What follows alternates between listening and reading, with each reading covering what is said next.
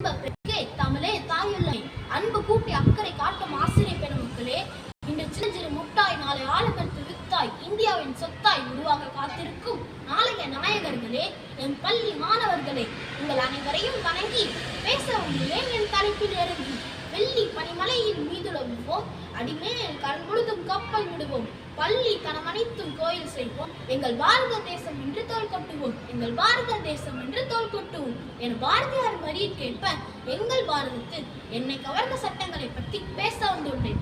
முதலாவதாக மழைநீர் சேமிப்பு திட்டம். மாமலை போற்றுதும் மாமலை போற்றுதும் என இளங்கோவடிகளால் புகழ்பெற்ற மழை நீர் உலகம் நிதி இயங்க இன்றியமையாதது. மாறி அல்லால் காரியமில்லை என்பது பழமொழி. மழைநீர் இல்லாவிட்டால் மண்ணுலகில் எக்காரியமும் நடைபெறாது என்பது உண்மை. அதனால்தான் வள்ளுவர் கடவுள் வாழ்த்துக்கு அடுத்ததாக வான் சிறப்பு என்னும் அதிகாரத்தை வைத்துள்ளார். பழங்காலத்தில் மழை தெய்வமான இந்திரனுக்கு 28 நாள் விழா நடந்ததாக அறிகிறோம். பல ஆண்டுகளாக பருவமழையும் பொய்த்து விட்டது, நிலத்தடி நீரும் குறைந்து விட்டது. நீரின் அவசியம் கருதி தமிழக அரசு பல வழிகளில் நீரை சேமிக்க ஆணை பிறப்பித்து வருகிறது. ஒவ்வொரு வீட்டின் முட்டை மாடிகளிலும் விழுகும் மழை நீர் குழாய்களின் மூலம் கரைப்பகுதிக்கு கொண்டு வர வேண்டும். அழகான மழை நீர் தொட்டி கட்டி அதில் ஆற்று மணலில் பரப்பி மழை நீரை சேமிக்க வேண்டும். அதனால் வீடுகளில் விழுகும் மழை நீர் தெருவில் சாக்கடைகளில் ஓடி வீணாகாமல் அவரவர் வீட்டிலே தேங்கி மழை நிலத்தடி நீரின் அளவை பெருக்கலாம். இரண்டாவதாக நுகர்வோர் பாதுகாப்பு சட்டம். அன்றாடம் நமக்கு தேவையான பொருட்களை சந்தையில் விலைக்கு வாங்குகிறோம். இதில் விலை குறைந்த சாதாரண பொருட்கள் முதல் விலை உயர்ந்த பொருட்கள் வரை உள்ளன. அவை விலைக்கு வாங்குவோர் நுகர்வோர் ஆவர். நுகர்வோரை பாதுகாப்பது நுகர்வோர் சட்டமாகும். அமெரிக்காவை சேர்ந்த ரால்ப் நாடார் என்பவரால் நுகர்வோரின் நலனுக்காக சிறு இயக்கம் ஒன்று துவங்கப்பட்டது. பின்னர் அது உலகிலும் பரவியது. நம் நாட்டில் 587 நுகர்வோர் நீதிமன்றங்கள் உள்ளன. அவை 90 நாட்களுக்குள் மக்களின் குறையை தீர்த்து நீதி வழங்குகின்றன.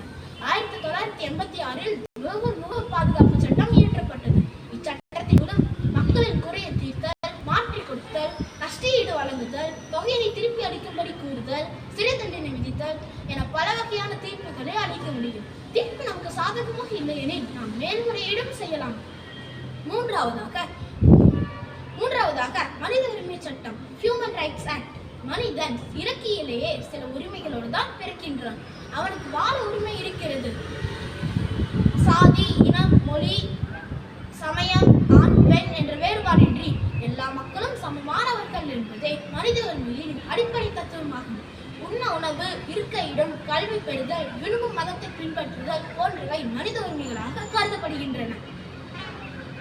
மனசிற்கு விரோதம் இல்லாமல் மனிதநேயத்தின் அடிப்படையில் நடப்பது, பெற்ற குழந்தைகளை பேணி காப்பது, வயது முதிர்ந்த பெற்றோர்களை காப்பது, தேர்தலில் வாக்களிப்பது, போட்டி போடுவது, அரசாங்கத்தின் குறைகளை சுட்டி காட்டுவது என இன்னும் பல உரிமைகள் உள்ளன. மாணவர்களாகிய நாம் தான் சமுதாயத்தின் மீது அக்கறை கொண்டு மனித உரிமை என்றால் என்ன, அதை நாம் எவ்விதத்தில் பயன்படுத்த வேண்டும் என்பதை புரிய வைக்க வேண்டும். அப்பொழுதுதான் மனித உரிமை மீறல்கள் நடப்பதை தடுக்க முடியும். இறுதியாக என்னை மிகவும் கவர்ந்த சட்டம் பெண் பாதுகாப்பு சட்டம்.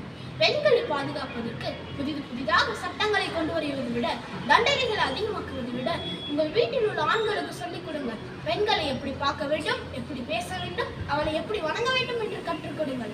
நம்மை உருவாக்கிய தாய்மை பெண்மைதான் என்பதை சொல்லிக் கொடுங்கள்.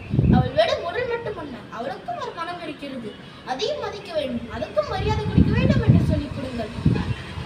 மங்கையராய் பிறப்பதற்கே நல்ல மாதவம் செய்திட வேண்டுமா என்று பாடினார் கவிமணி.